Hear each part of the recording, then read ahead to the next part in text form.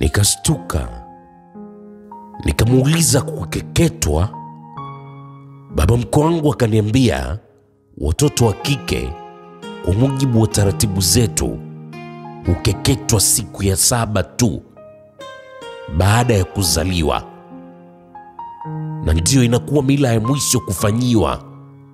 Hatoguswa tena na mambo ya mila mpaka atakapokaribia kuvunja ungo.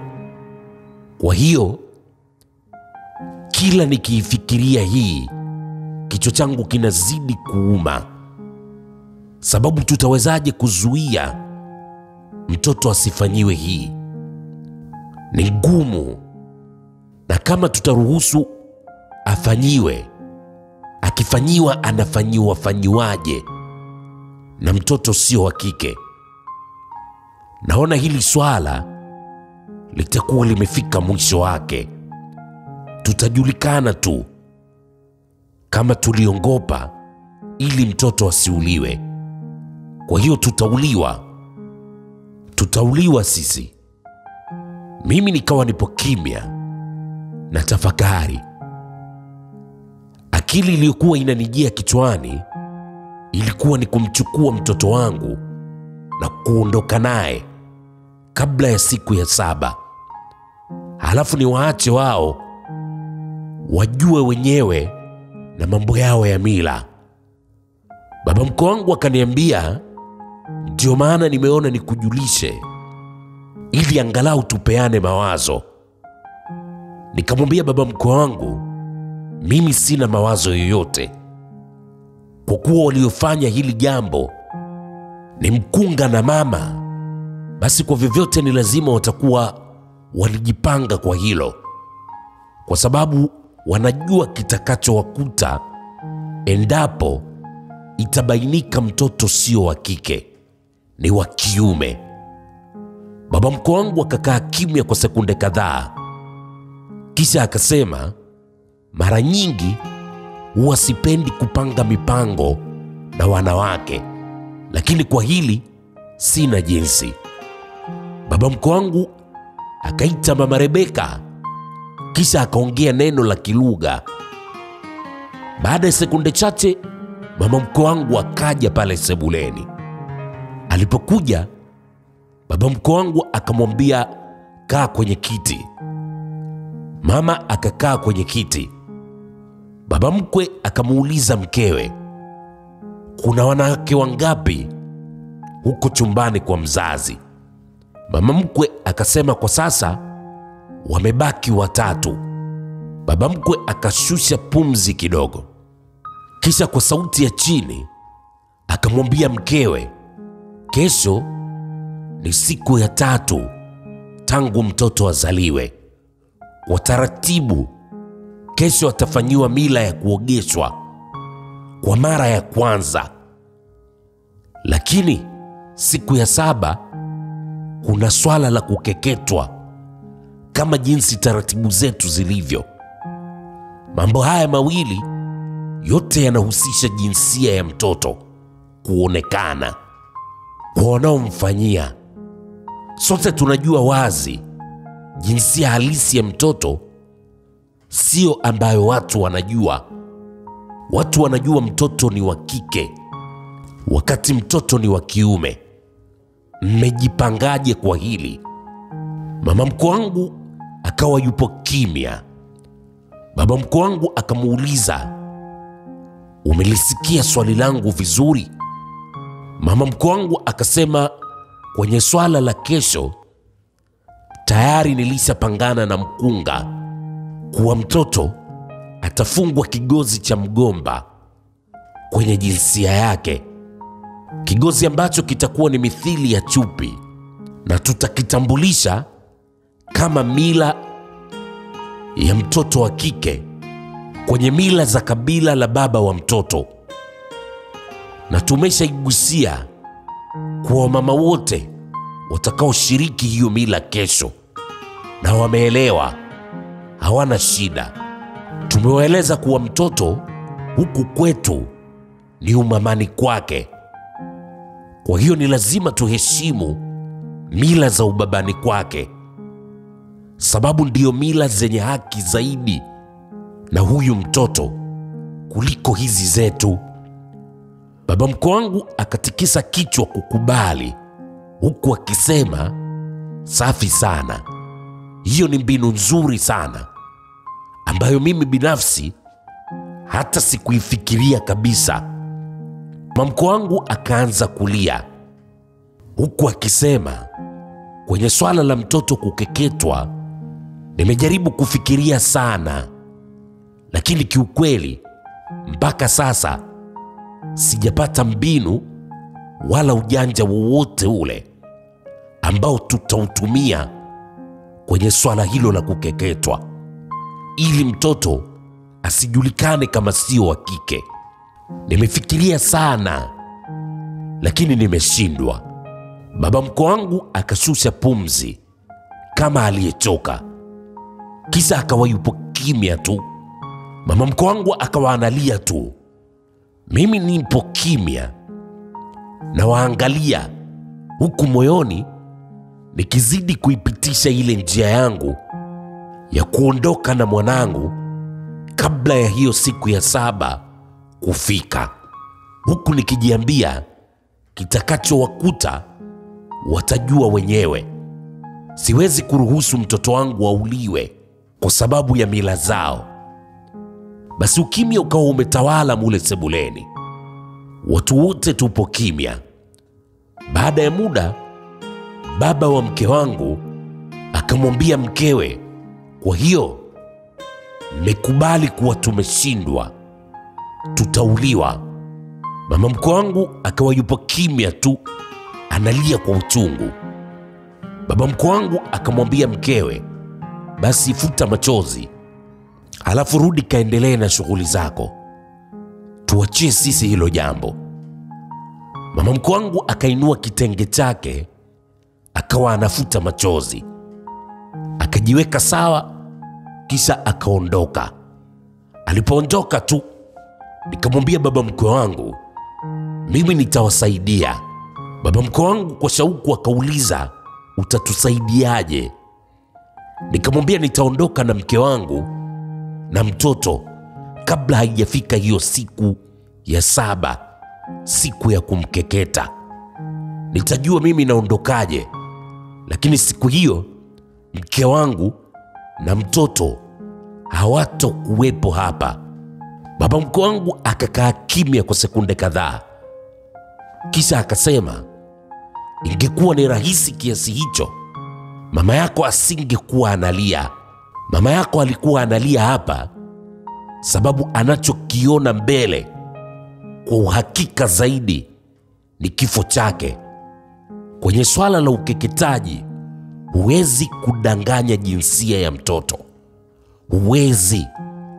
Labda utumie mazingaombwe, na kwenye mazingaombwe wazee wa kimila huwawezi. Watajua tu kama umewapiga kiini macho, na wakijua ndio watamuulia mtoto kule kule kwenye zoezi la kumkeketa. Lakini kuhusu jambo la kuondoka na mtoto kabla ya siku ya 7, hilo haliwezekani. Haliwezekani kabisa, hasa huyu ambaye alishaanza kufanyiwa mila. Nikamwambia baba mkwe wangu, sasa tutafanyaje? Baba mkwe wangu akawa yupo kimya bila kujibu chochote. Nikainuka nikamwambia, ili kuokoa uhai wako wewe, mama na mtoto wangu, basi ni lazima tukubali nivunje mwiko, nikiuke taratibu, niondoke na mtoto na mama yake. Kinyume na hapo, wote nyinyi mtakufa, na mimi sitokuwa tayari kuwapoteza nyinyi nyote. Baba mkwe wangu akakaa kimya kwa sekunde kadhaa, kisha akainuka, akawa anatembea tembea sebuleni, huku macho yake ameyaangalizia juu. Akafanya vile kwa sekunde kadhaa. Ghafla nikamuona anatokwa na machozi. Akaniambia, unajua hili jambo alilolifanya mama yako ni jambo gumu sana, na uwezekano mkubwa ni sisi kupoteza maisha. Nikamkatisha baba mkwe wangu, nikamwambia, kwa nini mruhusu kupoteza maisha wakati mimi naweza kuondoka na mke wangu pamoja na mtoto?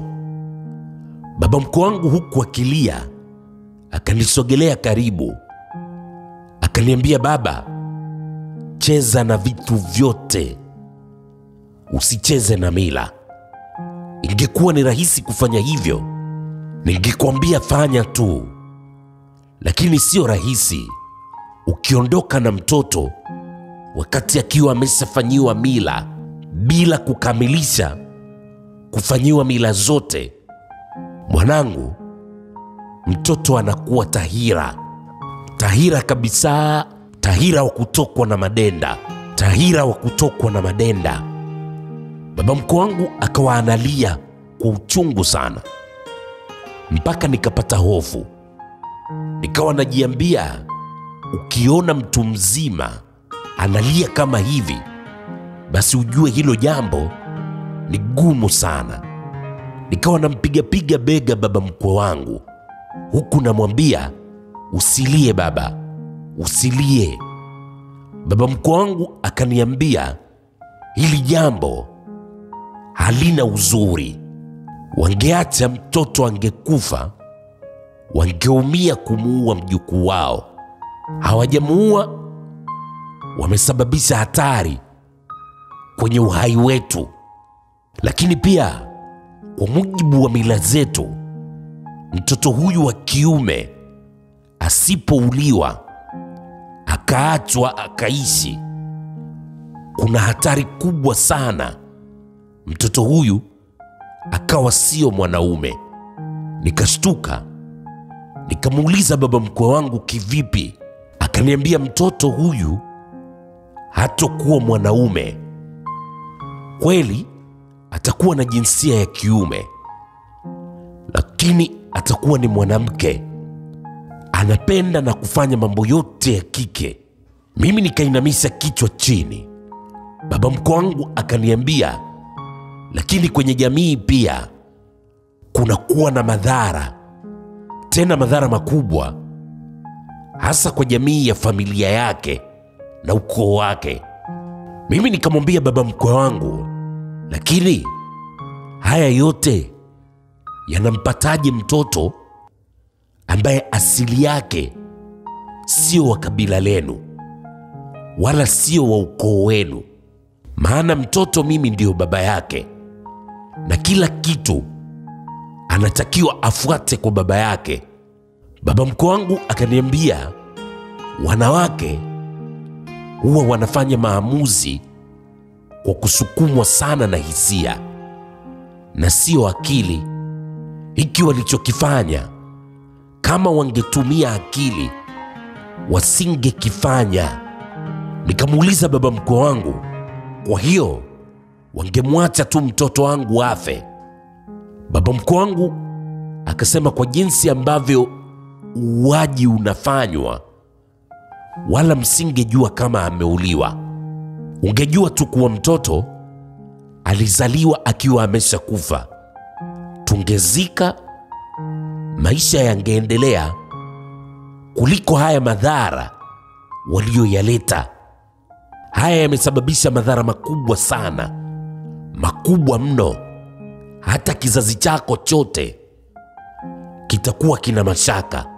Nikamuuliza baba mkwe wangu, baba, ina maana hakuna njia yoyote ile tunayoweza kufanya kuepuka huyu mtoto asipate madhara? Baba mkwe wangu akakaa kimya kwa sekunde kadhaa, kisha akaniambia, njia ipo, lakini na yenyewe sio nyepesi na sio ya uhakika. Kwa shauku nikamuuliza, njia gani? Baba mkwe wangu akaniambia, ni kusubiria siku ya mwezi wa damu itokee tena. Ikitokea, kuna vitu vinafanywa, halafu mtoto anakaa sawa na anaendelea na maisha yake kama kawaida, na kuanzia hapo utakuwa ukimtambulisha kama mtoto wa kiume, na hapatakuwa na haja tena ya kuficha jinsia yake. Nikamuuliza baba mkwe wangu, mwezi wa damu unatokea lini tena? Baba mkwe wangu akaniambia mwezi wa damu ni tukio la mwezi kupatwa kamili, na hili huwa linatokea, lakini inakuwa ni baada ya kipindi fulani. Kwa hapa kijijini yupo mnajimu mmoja, huyo ndiye ambaye anatumika kuweza kutambua tukio la mwezi wa damu linatokea lini, na huwa anatambua siku 5 kabla ya tukio. Lakini wanasema tukio la mwezi wa damu ni tukio la kijiografia. Kwa hiyo hata wanasayansi na kwenye mambo ya mitandao huko, ni tukio ambalo ukiandika linajieleza. Moyoni nikajiambia kuna haja ya kujua kuwa tukio la mwezi wa damu litatokea lini tena, ili niweze kujua namna ya kuokoa jinsia halisi ya mtoto wangu kama itahitajika kufanya hivyo. Nikamwambia baba mkwe wangu, kwa hiyo itakapotokea tukio la kupatwa kamili kwa mwezi, ndio tutatakiwa kufanya nini ili kuokoa jinsia ya mtoto? Baba mkwe wangu akaniambia huwa vinavyofanywa havisemwi mpaka siku yenyewe ifike. Kwa jibu lile la baba mkwe wangu nikawa bado sijaridhika, sikuridhika kabisa. Basi tukaendelea na mazungumzo mpaka usiku ukawa mwingi sana, tukaingia kulala. Lakini mpaka kila mmoja anaingia chumbani kwake kulala, tulikuwa hatujapata mwafaka kuhusu siku ya 7, nini kitafanyika kuokoa maisha ya mtoto na maisha ya wakwe zangu. Kwa hesabu zangu nikajiambia mambo yao ya mila mimi hayanihusu. Nitakachofanya siku ya 6, nitaondoka na mtoto wangu. Hata kama mke wangu atagoma, mimi nitaondoka na mtoto bila yeye kujua. Siwezi kuruhusu vitu vya ajabu kwa mtoto wangu. Basi nikalala kwa taabu sana. Siku inayofuata palivyokucha, shughuli ya mila ya kumuogesha mtoto ikafanyika kwa utaratibu ule ule ambao mama mkwe wangu na mkunga walikuwa wameupanga. Mimi na baba mkwe wangu tulikuwa tuna hofu sana, lakini walifanikiwa bila madhara yoyote yale. Tukanywa supu ya mbuzi aliyechinjwa kwa ajili ya mila ile. Tulipomaliza, mimi na baba mkwe wangu tukawa tumekaa tu tunaongea mambo mengine. Lakini baba mkwe alikuwa mnyonge sana, na mara kwa mara alikuwa akilitaja jambo la mila ya siku ya 7, mila ya kumkeketa mtoto, akihoji sijui itakuwaje. Baba mkwe wangu alikuwa ana hofu sana ya kupoteza maisha. Mimi sikumweleza mkakati wangu wa kuondoka na mtoto wangu. Nikawa nampa moyo, namwambia kabla siku ya 7 kufika, tutakuwa tumeshapata mbinu ya kufanya. Asijali, mbona jambo la mila ya kumwogesha mtoto limefanikiwa bila shida yoyote, hakuna kinachoshindikana. Basi kwa maneno yangu yale kidogo, baba mkwe wangu akawa anapata moyo. Basi tukawa tunaongea tu stori nyingine. Tukaongea.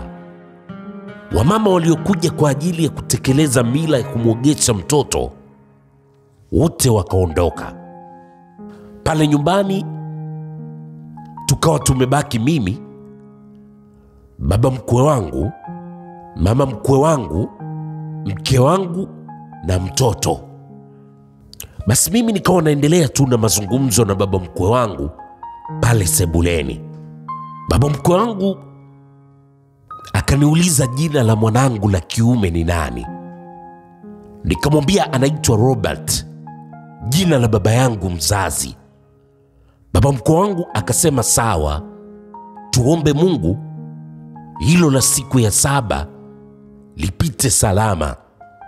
Mwambia litapita tu, hakuna kinachoshindikana. Basi tukaongea. Ilipofika majira ya saa 10 jioni, tukatengewa chakula, tukala. Mimi baada ya kula chakula nikapata usingizi, nikawa nasinzia. Nikamwambia baba mkwe wangu, naomba nikapumzike. Basi nikaingia chumbani kupumzika. Nikalala. Nikaja kuamshwa na kelele za sauti ya mke wangu akilia. Niliposikia sauti ile mke wangu akilia, nikakurupuka na kutoka nje mbio. Kutoka nikakuta watu wote kama wamechanganyikiwa, wapo kwenye taharuki. Nikawauliza vipi? Kuwauliza, mama mkwe wangu akaniambia mtoto alikuwa amelala chumbani na mama yake, na mimi nilikuwa niko sebuleni na baba yako tunazungumza. Mama yake anasema ameamka ghafla, anashangaa hamuoni mtoto. Usikose sehemu inayofuata kesho saa 3 usiku.